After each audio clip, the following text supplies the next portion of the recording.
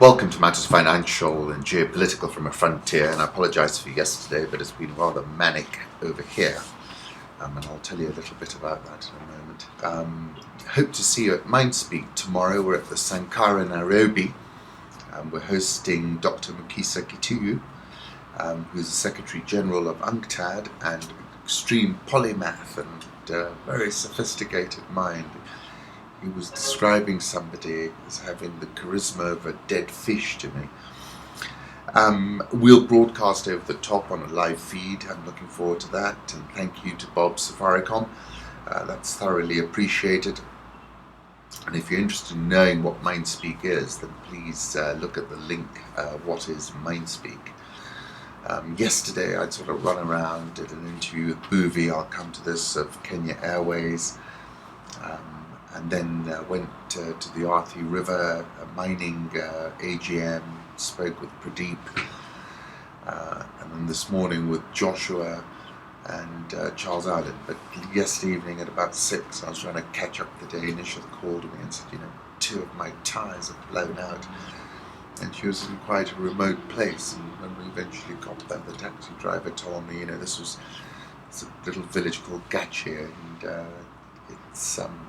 it was renowned in the old days for being, full of armed robbers and the like, and it was rather sort of thought-provoking being there on the side of the road for a little while. But then we took care of it. And not too long ago, of course, we had that accident in the Savo, so we were a bit taken aback, to be honest. Home thoughts. I turned silences and nights into words. What was unutterable I wrote down. I made the whirling world stand still. Arthur Rimbaud. After 16 months, beach cleaners on the French island of Réunion has found a chunk of debris, which experts think is probably a piece of MH370. You remember that piece I wrote in August 2014, the signal announcing this new arrhythmic normal was the disappearance of MH370, and as it since then, planes have been falling out of the sky like flies, and the uncertainty around MH370 and MH17 is sharpened by the way the story is seemingly turned on and off, which took me all the way back to Don DeLillo. We are not witnessing the flow of information so much as pure spectacle, or information made sacred, ritually unreadable. The small monitors of the office, home and car become a kind of idolatry here, where crowds might gather in astonishment. Put up a map of Réunion Island. The capital is Saint-Denis. You will note that Diego Garcia is not too far away. And I'll put up a photograph of Diego Garcia as well. The Malaysians are saying the Indian Ocean debris almost certainly from a Boeing 777. I think I think the balance of probabilities, the most likely story is that this plane started flying close or trying to fly over Diego Garcia and got blown out of the sky. It is almost certain that the flaperon is from a Boeing 777 aircraft. Our chief investigator here told me this, Malaysian Deputy Transport Minister Abdulaziz Kaprawi told Reuters. And then Global Research, which tends to sort of favour the conspiracy, says Malaysian Airlines MH370 and MH17. A criminologist's questions. What are the probabilities? Is it a mere coincidence?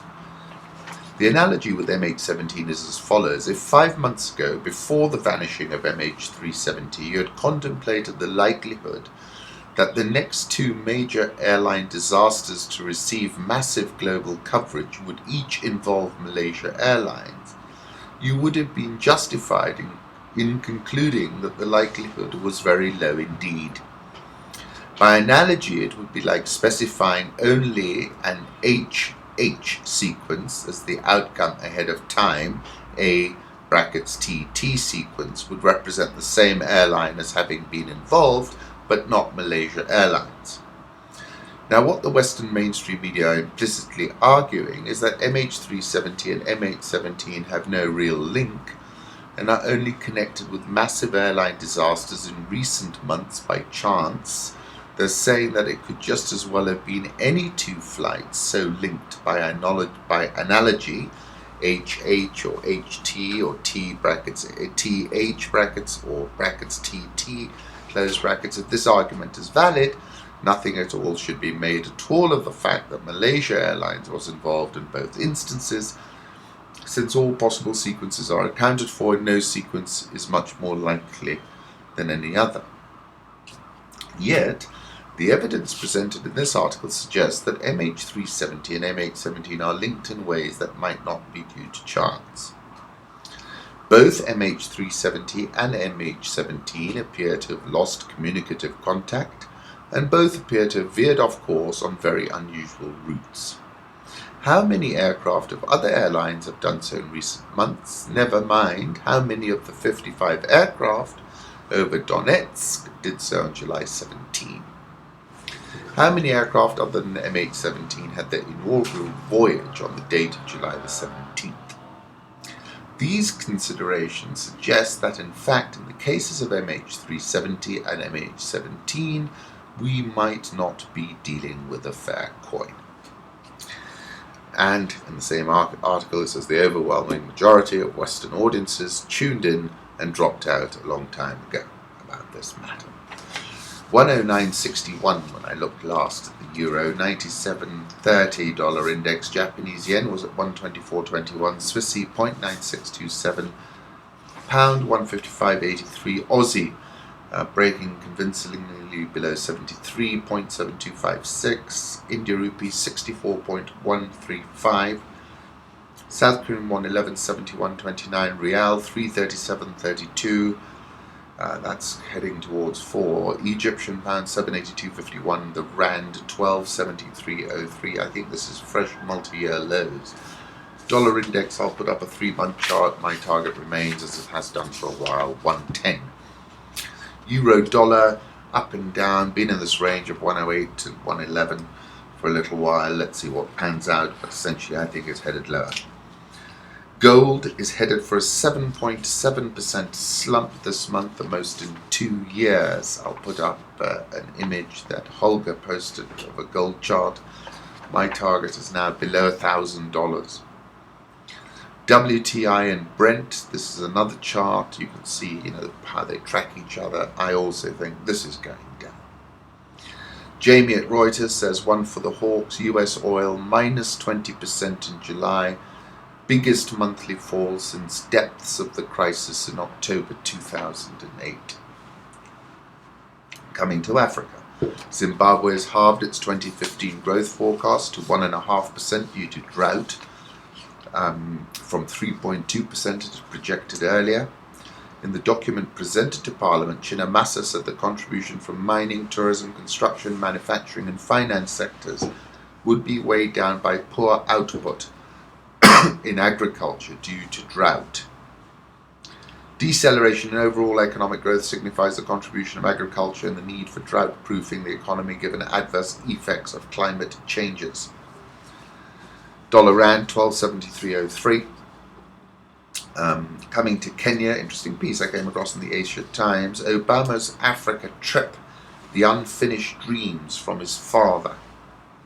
Obama, as the son of an African father, will have a special place in the hearts and minds of Africans. The president's global persona around the world has always received higher approval ratings abroad than at home, as I've shown in my book, The Global Obama. Whether Obama ever runs for a higher office in Kenya or other parts of Africa seems like a remote possibility, but there is no doubt he will continue to work for Africa's transformation throughout his lifetime, always in pursuit of the unfinished dreams from his father. EABL reported very strong full-year earnings. Profit after tax accelerated 40%. Revenue was up 6%. Cost of sales up 6%. Gross profit up 6%. Admin expenses were down 16%. Bit of a turnaround in other income. Finance costs down 4%. Underlying profit rose 16%, but then there was the effect of lapping a previous.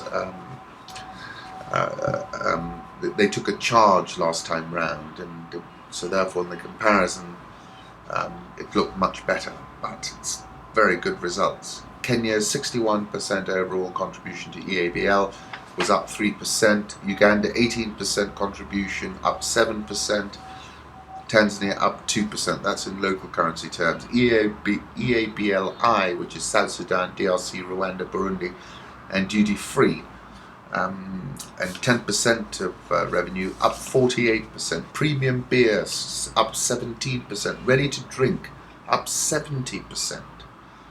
And look at this on spirits, reserve spirits, and now this is the third year running when they've had these very eye-popping games, if not fourth, up 71%. Premium spirits, which is a much bigger component, up 31%. Emerging spirits up 32%. Strong performance of Guinness. Spirits, listen to this, grew 31% across the region. Total borrowings down by 3.2 billion. Net reduction in average interest rate cost 11.4%. Disposing of Central Glass Industries. I thought these were really strong earnings. Consider the spirits acceleration, the fact that Senator, where excise duty was taken off a little bit, volume spiked apparently 100% overnight. And I'd been saying for a while that I thought Mr. Ireland had been optimizing the business, and this earnings release was proof of that. Joshua Oigara said we're looking to expand into one country this year. KCB reported very strong earnings, I'll come to that. Plan to increase core capital to 140 billion shillings. Taking on bigger projects, we're looking to expand into one country this year. Reported a 13% increase in first half profit. Overall balance sheet growth was above our expectations, so the analyst it was pretty startling actually, I'll tell you, particularly quarter on quarter. More customers coming to the group. We're seeing huge expansion of loans. We already have loans to in excess of 80 billion shillings approved, not dispersed. Looking at acquiring a bank in Mozambique. Talks with commercial lenders in Tanzania of a possible acquisition. Opening a representative office in Ethiopia. Reported earnings acceleration of 13.092%. Total assets has caught my attention, up 15.555%. Very strong. It said many things. We want to be the future today. Investing in the digital platform is key. I did an interview with him this morning. Hopefully we'll publish it either late this afternoon or on Monday. Pan-African agenda beyond the markets we're operating in today, and that interview will be coming up momentarily. What's interesting actually, if I just touch on it, they've got a KCB Safaricom partnership, M-Pesa partnership, and they're actually lending now without collateral and on behavioral analysis. Lots of interesting things came out of that interview. I'll post it imminently, but these were strong results. Kenya Airways, now I went to that, I did an interview with Buvi. I hope you've seen it by now. I put it up on the front of the website. Let me go through this. Full year revenue actually eked out a 3.916% gain. And I think that's because a lot of the prices are priced in dollars. Fleet ownership costs up to 25.932 billion shillings, up 107.55% as they took in new planes. Operating costs up 16.33%. Full year operating loss 16.33 billion shillings versus 2.721 billion previously, up 500.25%. Realized losses on fuel derivatives 1.676 billion. Unrealized losses 5.77 billion. Full year profit after tax negative 25.74 billion. Completed the first phase of its fleet renewal program in the year, involving the acquisition of the long-delayed 5 787 Dreamliners, 2 B777 Boeings, and 3 B737 NGs. And of course, this extra inventory came on, coincided with a sharp downturn in the passenger trajectory in Mombasa, for example, to London. That's the British coming to the coast, down 40% year on year. To give you an example of what they were facing, Chris Karubi was quite outspoken at the results, saying it's totally undercapitalized business. Bouvet has got a silver bullet here because he's managed to close in on $200 million as a bridge loan from Afrexim Bank. Now, given the erosion we saw this full year, and I don't expect it to be repeated because I think they threw the kitchen sink into those results in order to get some right backs. The question of how much will be, it's debatable, but I think if they can get a turnaround, but they need a turnaround, they're heavily correlated to tourism. They need to see a bounce on all fronts. Bouvet was optimistic that tourism had bottomed out and the visit of Obama, the WTA, was going to help. Let's certainly hope so, because you can't play this, you can't throw the dice much more. Bouvet, I spoke with him, optimistic that they can turn this around. Kenya Airways, have a look at this image of tourist arrivals versus capacity. That gives you an example of what the problem is. I also gave an analysis on the BBC. Please take a look at that if you have a second. Kenya shilling 102.495, holding in there. TPS Serena also reported first half earnings. Sales down 1.47%, but they dipped into a loss after tax of 97.284 million, nearly $1 million. Currency translation differences were pretty big as well. Saying the first half proved to be quite challenging, slowdown in international leisure bookings, but it's a very well-run franchise, and obviously it's very tricky times, you can see from Kenya Airways. Athi River Cement reported first half earnings a loss of 472 million. 0.5 profit before tax. Revenue was up 2%. First half profit was actually 945 million versus 1.248 billion, but unrealized exchange losses of 1.418 billion took it negative. Cement sales have been increasing each month in both Kenya and Tanzania, with a marked increase in Q2. There's a very steep acceleration in their earnings, Q2 versus Q1, which they're pointing at. Tanga was operating at 70% capacity. They're in charge of their destiny because of the clinker facility in Tanga. And, organic growth is accelerating. Exchange rate tipped the earnings. Mavuno Fertilizer was a big outlier, small base, but up about 2.5 times year on year. Once again, thank you, and I hope to see you at Mindspeak, where we're hosting Dr. Kitiyu. And going by the response I've had on social media, I'm saying, what a smart fellow. Oh, great, I'm so glad you got him. So I expect a big turnout at Mindspeak. Look forward to seeing you there.